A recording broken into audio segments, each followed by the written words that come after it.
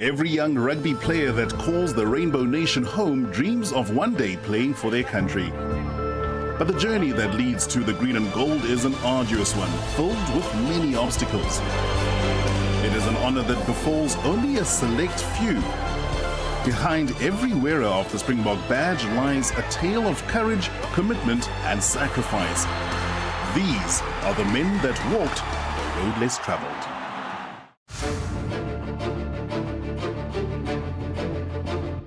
Now or never.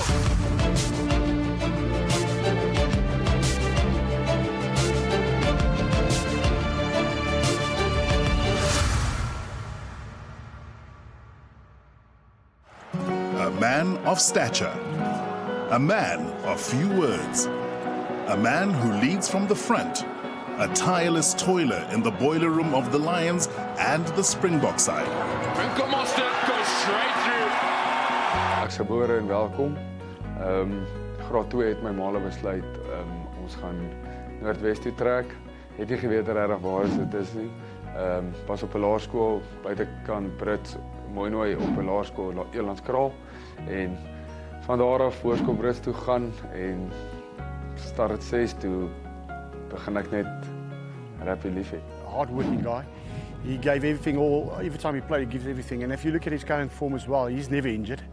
You know, every week when you pick a side, you pick him first because he's never going to be injured. And he plays for 80 minutes. He's a phenomenal rugby player. Forward, leader, grinder kind of guy. The guys respect him so much. He's just unreal. Arguably one of the best blocks in world rugby, Franco Mostert is a grinder, and his work ethic on the field has captivated so many rugby-loving fans around the planet. This young man from Welkom was no stranger to the game of rugby, as he grew up watching his father run out for the Free State. When we were little, my father also played for Free State, so we always, from little off, he was also a role model and always took us to the games. So yeah, he was also inspirational, and yeah, like I said, my brother was the main inspiration point in my life. He grew up idolizing one of the most decorated players in the history of rugby, Victor Matfield, a player with numerous accolades through his consistent, strong performances at all levels of the game. Yeah, I have to say, my Springbok year was Victor Matfield. I just liked the way he played, and just it always looked like he enjoyed what he did. And even though he loved to play rugby, Franco did not have a designated position until the early years of high school. I was standard 6 and I went to high school in Brits, and the coach asked, and all the guys was just in the group, and the coach asked who wants to play lock, and nobody nominated to play lock, and I said okay, but it's fine, I will play lock for the A team. So yeah, that's where I started to play lock. Despite flourishing and showing promise, rugby wasn't the only sport Franco excelled in. Standard 8, when I was in high school, I wanted to play golf also.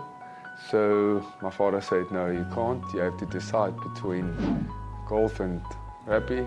And I decided rugby is the way I want to go. So yeah, because my older brother played rugby, I want to be like him. I'm a handicap of 3. I enjoy it. I play every Wednesday if I can.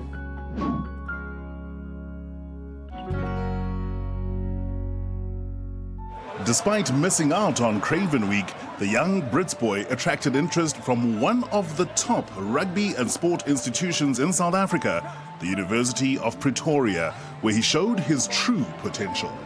I was matric, and then Tuks came to me and asked me to come and play trials by them. So I said it's fine, and I went to Tuks and play trials, and from there on I signed at Tuks for 2 years, and I played a bit academy, I don't know, Tuks Academy, and yeah, and then I signed at Bulls under 21, from under 20 to under 21 for 2 years, and then I had Coach Nolles coach us that year, and he took over the Vars Cup, and he asked me to come and play Vars Cup for Tuks. Werner de Beer brought him from high school, Brits. He brought him to Tuks, and he said he's got his young player. You know, it's future potential. And the first time I saw him, I thought, yeah, he's a skinny lad. But everybody was telling me how good he is. And we let him play in the trial match at Tuks against under-21s. And he was excellent in that match. His work rate all over the field. And I thought to myself, this is a guy who's going to be a real good player. Yeah, outstanding player, that Franco Mostert. He's a hard worker, Mostert. I've said it a number of times before. Mostert, he's been good. He's been aggressive. Mr. Main Event, the man of the match. For the 5th year running, FNB together with Steinhoff International present the Varsity Cup final. Look, Franco was the heart and soul of the pack. You know, if you look at that match, you gather the ball, pass it to Blommetjies from a kick-off. Blommetjies gather it, pass it to Franco in the inside. And he outsprinted the guys to score underneath the poles, and that took a match away from Martins. There's not a lot of locks that can run at that pace and that work rate. And he was all over the park, and when Blommetjies gathered that ball, he was on the inside and he scored a try and made the win possible for us. Unbelievable stuff, Franco Mostert. So the final score of the Varsity Cup 2012 is 29 points 21, but these men here finished top of the lot. Tuks University up crowned the Varsity Cup champions for 2012. He's such an influential player, and he can play, you know, he can play lock, he can play loose forward, and he will always lead from front. And when you play as a coach, you're looking for someone that can, you know, ignite the fire in the side, and you know that's something that Sos can do, and he's a hard character. After the break, we look at the tragedy and hardships of life that prepared this ordinary boy from Brits for his extraordinary destiny, donning the green and gold jersey.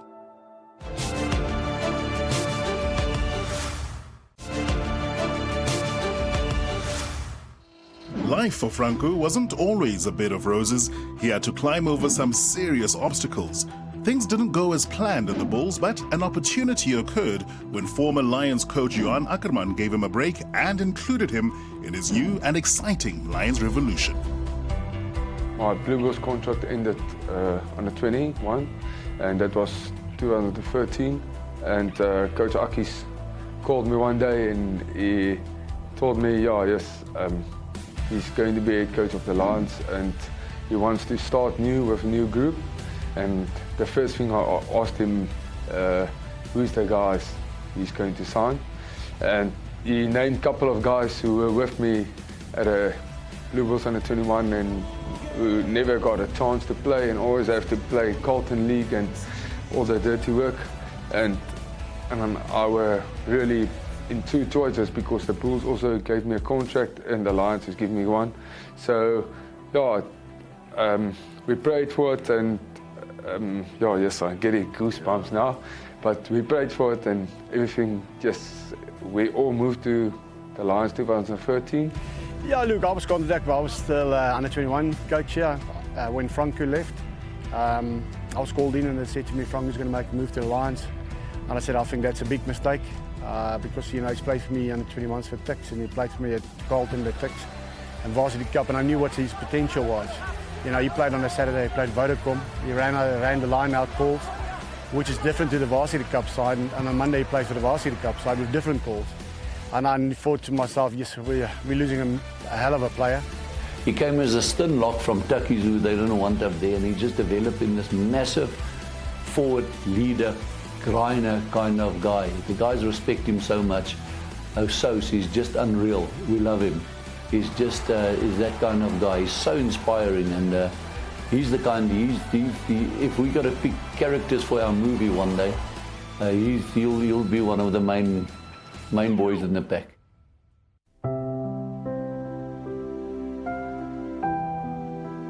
After settling in at the Lions, Franco suffered a major setback in his new Lions career.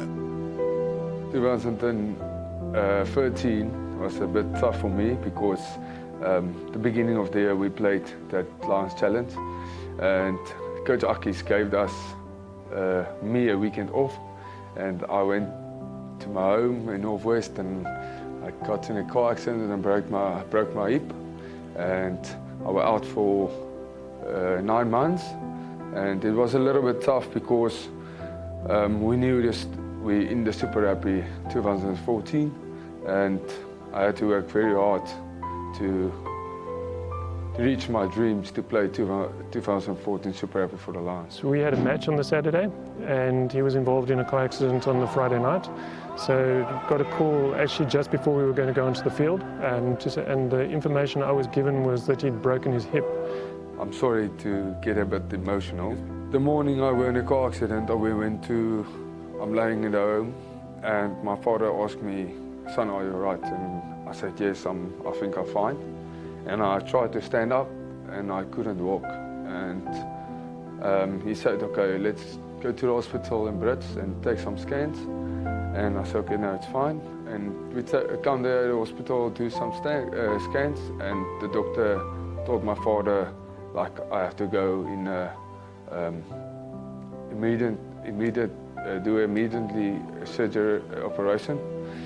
And my father looked at him and asked him, "Is he going to play rugby again?" And the doctor said, "No, he won't be able to play rugby again." So, yeah, it was a bit, lots of tears running down, and believed all my dreams was away. I called one of the best hip surgeons in Joburg, informed him, because he was out in Brits at the time, that is Franco, was out in Brits. And the surgeon said, "Look, just get me photos of what's actually broken so we can see, and let's transfer him to 4 ways." So we were able to do that during the match. We went to Joburg 4 ways, and the doctor in 4 ways took another scan, and he came to me with a smile in his face. And he told me, "Yeah, you don't have to operate. The bad news is I'm just going to lay in traction for 6 months." The injury wasn't as bad as it was made out to be. That's not saying it's not a decent injury. He'd broken his pelvis in the hip joint. But the surgeon decided to treat him conservatively, and so that meant I think he spent something like 3 months without running, and then he had to gradually work hard and rehabilitate from there.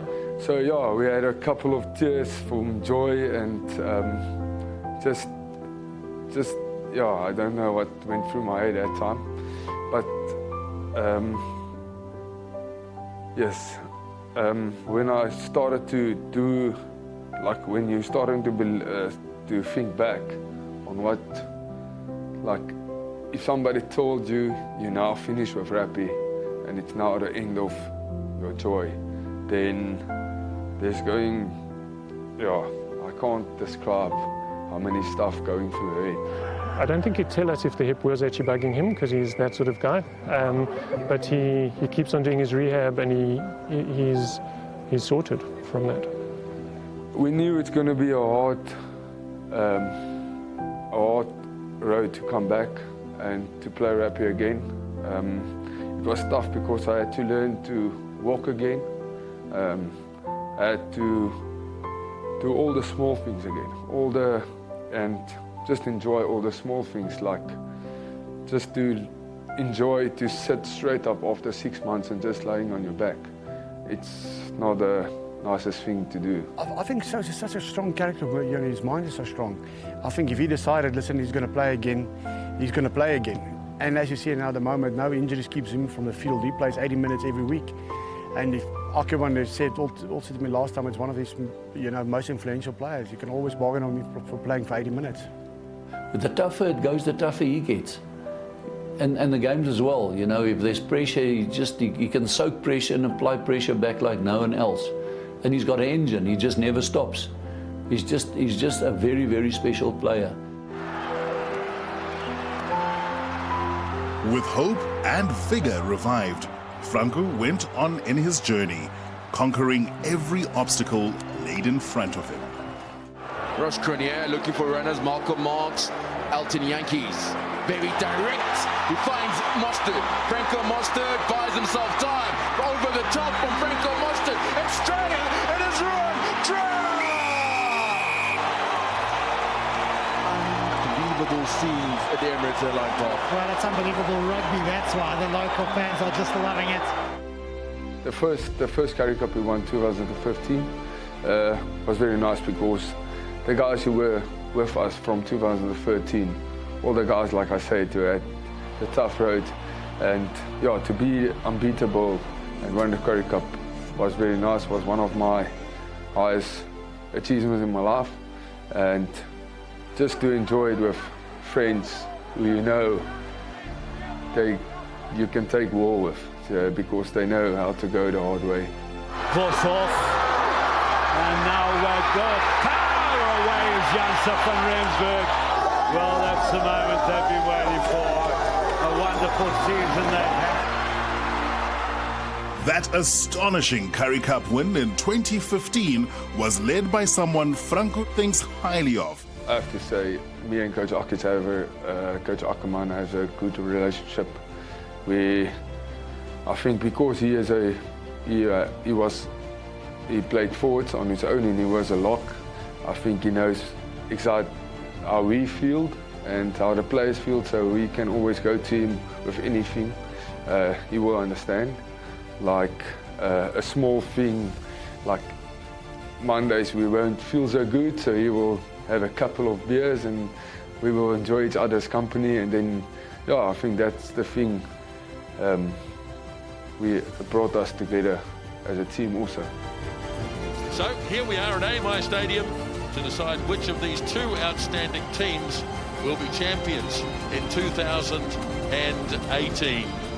If you look at the final he played against Crusaders, George Bridge was about to score a try on a corner, and Sos came from nowhere and tackled him out. I mean, there's not a lot of locks that got that work rate, and you know, he was there, and that's what makes him such a tremendous rugby player. He's just a very, very special player.